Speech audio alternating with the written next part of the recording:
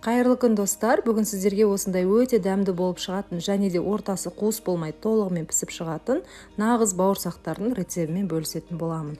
Видеоны соңына дейін қараңыз. Бауырсақтардың толық құрамын видеоның астындағы описание бөлімінен көре аласыздар. Ең алдымен жылы суымызға аштығы мен қантымызды салып, жақсылап араластырып, бетін жауып көтерілгенге дейін қоя тұрамыз.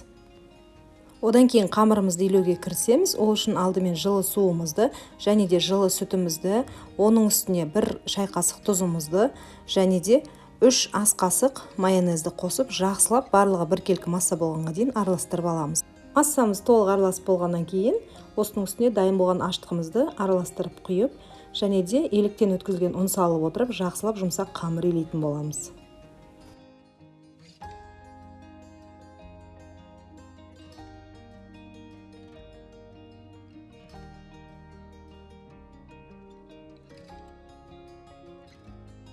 Қамырымыздың басы бірігіп иленіп болған кезде осылай 2 ас қасық сұйық майды қосып, тағы да бір толығымен илеп, бетін жауып, жылы жерге көтерілгенше қоямыз.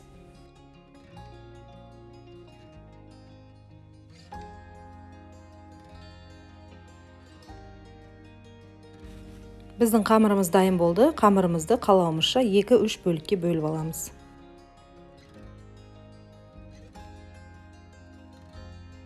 Егер сіз бауырсақтардың ішінің қуыс болғанын қаламасаңыз, қамырды өте жұқа жаймаймыз, яғни кішкене қалыңырақ етіп жаямыз. Сонда біздің бауырсақтарымыздың іші толық қамыр және де толығымен пісетін болады. Өте дәмді бауырсақтар шығады. Бауырсақтың формасын беру үшін осындай дөңгелек форманы қолдандым. Қандай да бір форма болса, сонымен қолдана бересіздер. Стаканмен немесе кесемен осылай дөңгелектерге бөліп аламыз және де қуырмас бұрын бетін жауып қоя тұрамыз. Тағы да бір 5 минут көтерілу керек қамыр.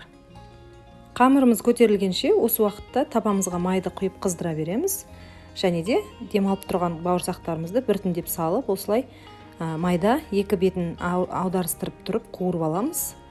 Толық қызарғанға дейін қуырамыз. Отты өте қатты қоюға болмайды, себебі бауырсақтарыңыздың сырты күйіп, ортасы шикі болып қалуы әбден мүмкін. Сол үшін бірінші майды жақсылап қыздырып аламыз және де отты сәл бәсеңдетіп қойып, осылай аударып тұрып, қызарғанға дейін қуырып аламыз. Бауырсақтарымыз осылай сары, әдемі түс болған кезде майдан шетінен ала бастаймыз. Міне достар, біздің бауырсақтарымыз өте әдемі болып шықты. Түсі де әдемі және іші толығымен піскен және дәмі ерекше болып шығады. Жасап көріңіздер. Рецепт ұнаса, каналға жазылып лайк басуды ұмытпаңыздар. Каналымда басқа да рецепттер бар. Сіздермен болған Гүлназ ас болсын.